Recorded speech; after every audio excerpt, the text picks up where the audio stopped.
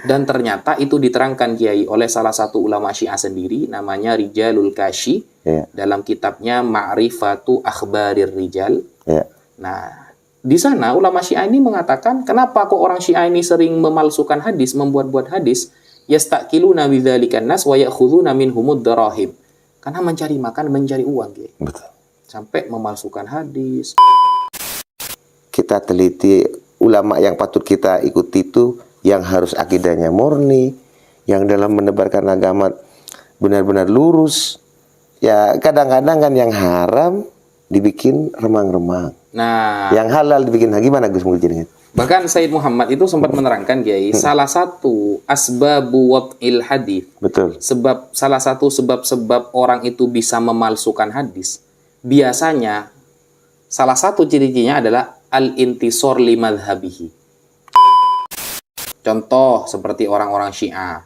Orang Syiah itu, Kiai, karena ingin mendukung madhabnya, dia membuat-buat hadis yang kemudian isinya fadhailu ahlil bait. Ya, keutamaan mengagungkan ahlul bait Nabi. Wah, itu kayaknya kita masuk neraka semua itu kalau tidak mengagungkan ahlul bait. Tapi hadisnya dibuat-buat. Assalamualaikum warahmatullahi wabarakatuh. Hai guys, tonton terus akun YouTube Kiai Haji Amin Rifki Official. Jangan lupa subscribe, like, share, and comment. Jangan lupa follow Kiai Haji Amin Rifki Instagram. Semoga manfaat bagi kita semua. Jazakumullah khairan. Wassalamualaikum warahmatullahi wabarakatuh.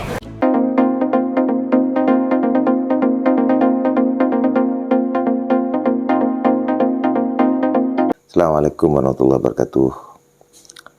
Bismillahirrahmanirrahim. Wassalatu wassalamu ala Rasulillah Sayyidina Muhammad ibn Abdullah wa ala alihi washabihi wa wala ma baduh.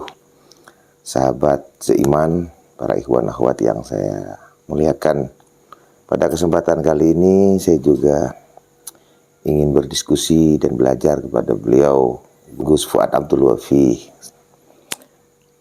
Gini Gus ya, seiring dengan berjalannya waktu ini kan orang-orang sering bingung gitu, sering bertanya-tanya karena beraneka ragam banyak ulama dengan ciri-ciri tertentu.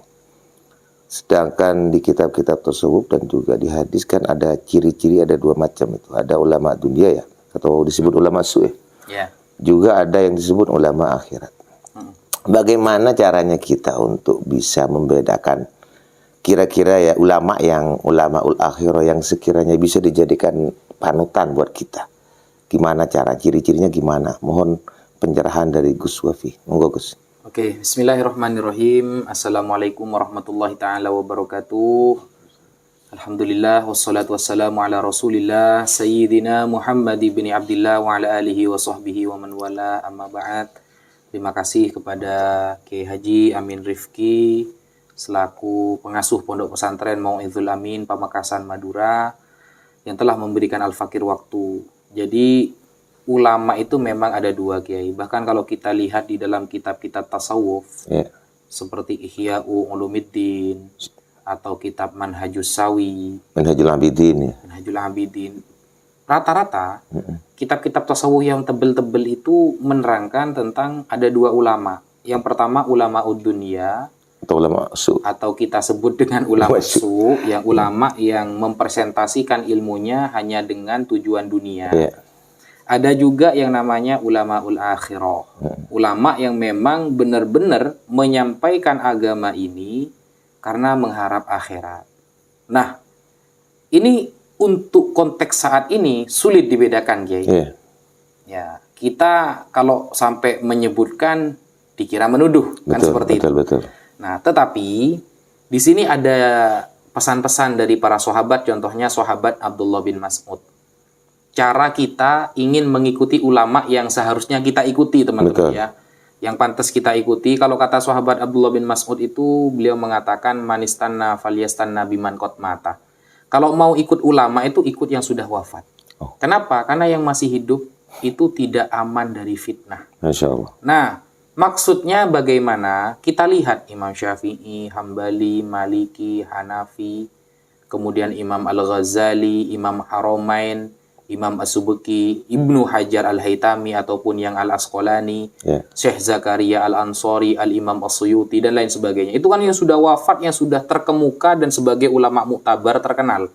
Nah, mengikuti beliau itu kita aman, Kiai. Karena kalau kita ikut yang masih hidup, itu belum aman dari fitnah.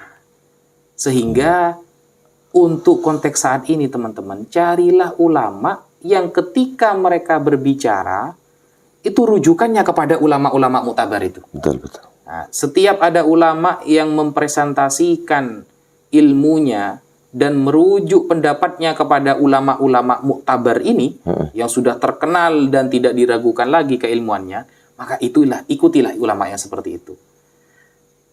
Kita tidak sedang menjustifikasi siapapun, teman-teman. Kok contohnya kadang teman-teman ada yang bertanya gini, Kiai.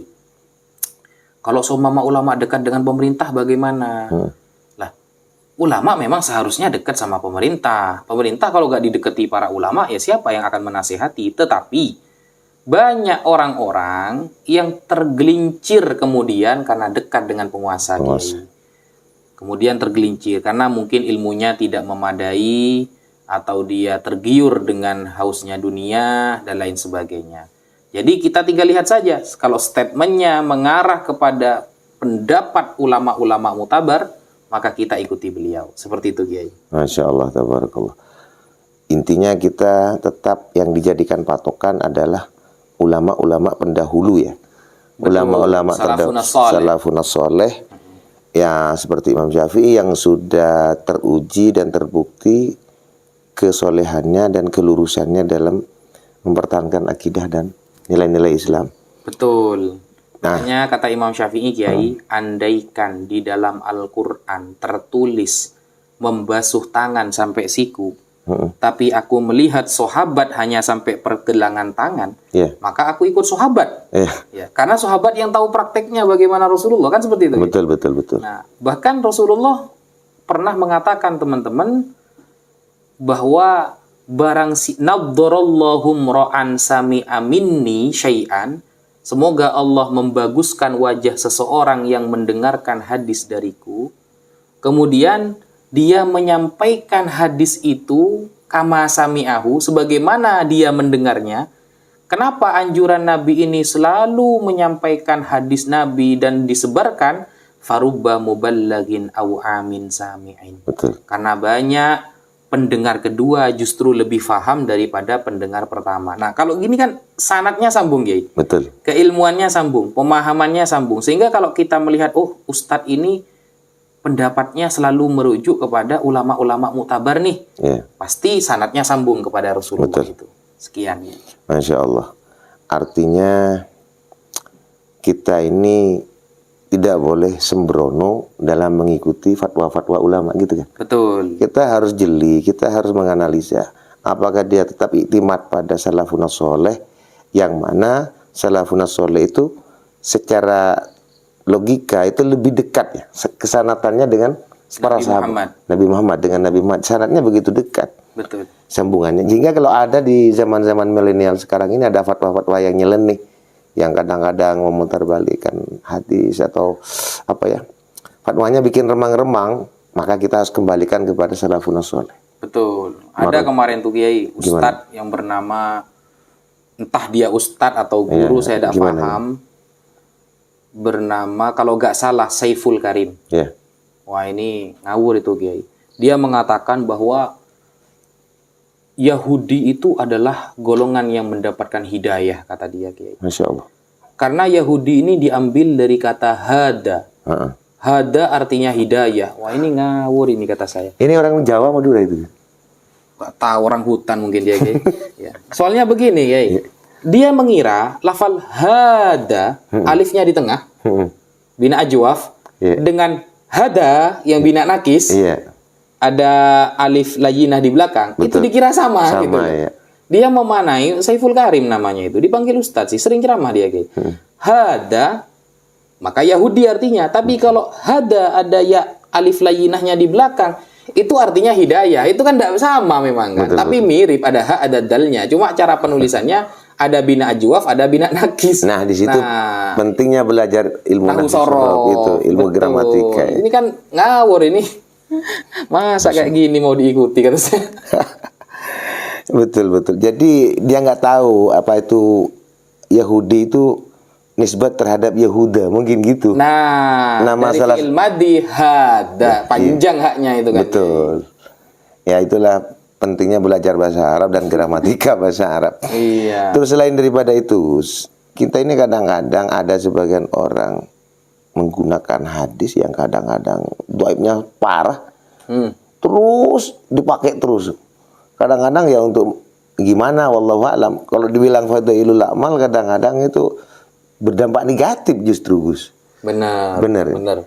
Ya, itu makanya kan Sayyid Muhammad bin Alwi Al-Maliki di dalam kitabnya Al-Manhalul Latif fi Usulil Hadits Syarif. Itu metode ilmu hadis, ilmu mustalahul hadis. Beliau kan menyampaikan bahwa ulama memang pendapat yang muktamad yang dapat kita jadikan pegangan boleh mengamalkan hadis dhaif khusus dalam 3 perkara. Satu, fadhailul a'mal, yang 2, targhib wa tarhib, menakut-nakuti dan untuk memberikan kesenangan dalam beramaliyah. Kemudian manakib. Nah, tetapi ada syarat-syaratnya.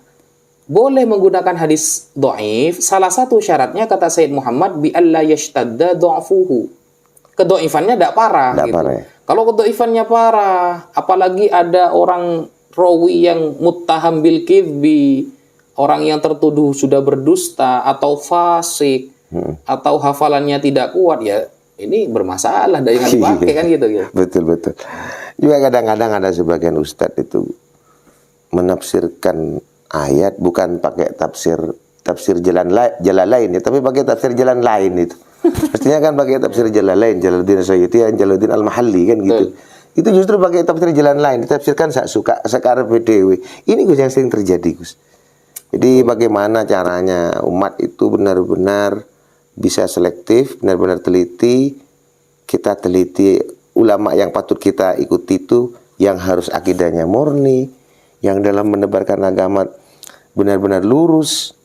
Ya kadang-kadang kan yang haram dibikin remang-remang. Nah, yang halal dibikin gimana Gus mungkin? Bahkan Sayyid Muhammad itu sempat menerangkan, Kiai, salah satu asbabu wad'il hadis. Betul. Salah satu sebab-sebab orang itu bisa memalsukan hadis. Biasanya salah satu ciri-cirinya adalah al-intisor li madhabihi. Ingin mendukung madhabnya, sehingga dia itu memaksakan untuk hadis ini sesuai pemahamannya. Kadang buat-buat hadis tuh. Iya. Nah, contoh seperti orang-orang Syiah. Orang Syiah itu, Kiai, karena ingin mendukung mazhabnya, dia membuat-buat hadis yang kemudian isinya fadhailu ahlil bait. Ya, keutamaan mengagungkan ahlul bait Nabi. Wah, itu kayaknya kita masuk neraka semua itu kalau tidak mengagungkan ahlul bait. Tapi hadisnya dibuat-buat. Kita tetap mengagungkan ahlul bait, bahkan kata Sayyidina Abu Bakar, urkubu Muhammadan fi ahli baitihi. Jagalah nama baik Nabi Muhammad dengan menghormati ahlul baitnya. Tetapi itu kan tidak dibuat-buat, memang ada sanadnya. Betul. Fadhailu ahlil bait ini sering terjadi hadis-hadis maudhu dari kalangan Syiah. Sering sekali itu. Padahal kita pakai yang sohe-sohe juga ada. Contoh seperti kata Nabi, khairukum li ahli min ba'di. Paling baiknya kalian yang paling baik kepada keluargaku setelah aku mati. Diriwayatkan oleh Al-Imam Al-Haythami dalam kitabnya Majmu'uz Zawaid dan lain sebagainya. Yang sohe ada. Nah, Syiah ini kemudian agar untuk menolong madhabnya, mereka banyak memalsukan hadis. Artinya buat sendiri. Tujuannya litarghib lah. Nah, dan ternyata itu diterangkan, Kiai, oleh salah satu ulama Syiah sendiri, namanya Rijalul Kashi, dalam kitabnya Ma'rifatu Akhbarir Rijal. Nah, di sana ulama Syiah ini mengatakan, kenapa kok orang Syiah ini sering memalsukan hadis, membuat-buat hadis? Yastaqiluna bidzalikan nas wa ya'khuduna minhumud darahib. Karena mencari makan, mencari uang, Kiai. Betul. Sampai memalsukan hadis, menolong mazhabnya dengan sepihak, dan seperti itulah kira-kira. Iya.